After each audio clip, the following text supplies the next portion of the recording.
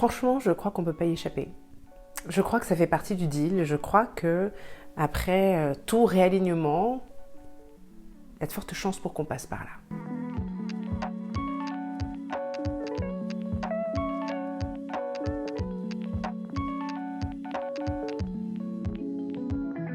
Alors, j'avais pas du tout prévu de faire une vidéo ce matin parce que mon timing est très serré pour plusieurs raisons, notamment parce que je suis en train de préparer quelque chose. Je suis en train de préparer un nouveau cercle virtuel, comme je n'en avais pas fait depuis quelques années maintenant. Oui, je sais.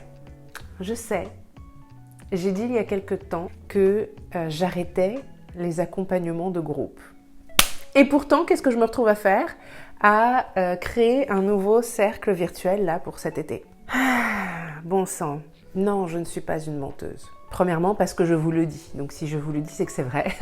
Deuxièmement, parce que les cercles virtuels ne sont pas des accompagnements à proprement parler. Troisièmement, et c'est pour cette raison que je fais cette vidéo, parce que justement, ce qui m'amène à décider de créer ce nouveau cercle de femmes virtuelles, c'est mon réalignement. C'est le fait d'être passé par cette crise identitaire que j'évoquais dans ma précédente vidéo et le fait que j'en sois sortie, le fait que je sois de l'autre côté maintenant. Je fais donc cette vidéo pour vous apporter une forme de réconfort potentiellement, puis pour vous avertir en fait, tout simplement. Quand on passe par une période de désalignement, de matrescence, crise identitaire, peu importe, qu'on remet en question un tas de choses, forcément, on va être amené à prendre un certain nombre de décisions. Parce qu'on doit s'adapter, on doit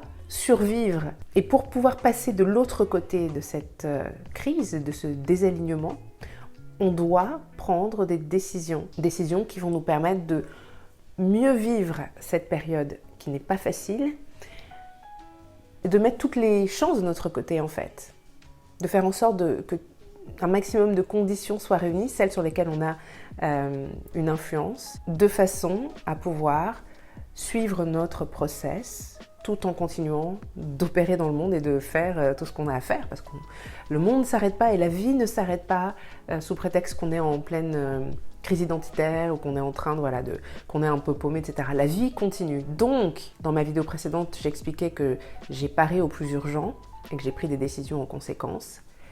Ces décisions, sur le moment, elles semblent être définitives. Parce qu'on ne voit pas l'autre côté encore. On ne sait pas ce qui va se passer une fois qu'on sera de l'autre côté. Et donc, dans l'instant, notre vérité, c'est que la décision qu'on prend pour soi, pour notre santé mentale, pour nous assurer de pouvoir continuer à vivre, pour pouvoir continuer de mener notre activité, pour pouvoir continuer de prendre soin de nos proches, de notre famille, de nous-mêmes. On pense que ces décisions-là, du coup, qui s'imposent à nous, qui sont nécessaires, indispensables, elles vont être définitives. Mais ce n'est pas forcément le cas. Alors pour certaines, ce sera le cas, mais ce n'est pas forcément le cas. Parce qu'on est en mode survie dans ce moment-là, quand on prend ces décisions, et que tant qu'on n'est pas passé de l'autre côté, on ne sait pas qui on sera une fois de l'autre côté. Est-ce qu'on sera la même personne qu'avant la crise? Ou est-ce qu'on sera une personne complètement différente?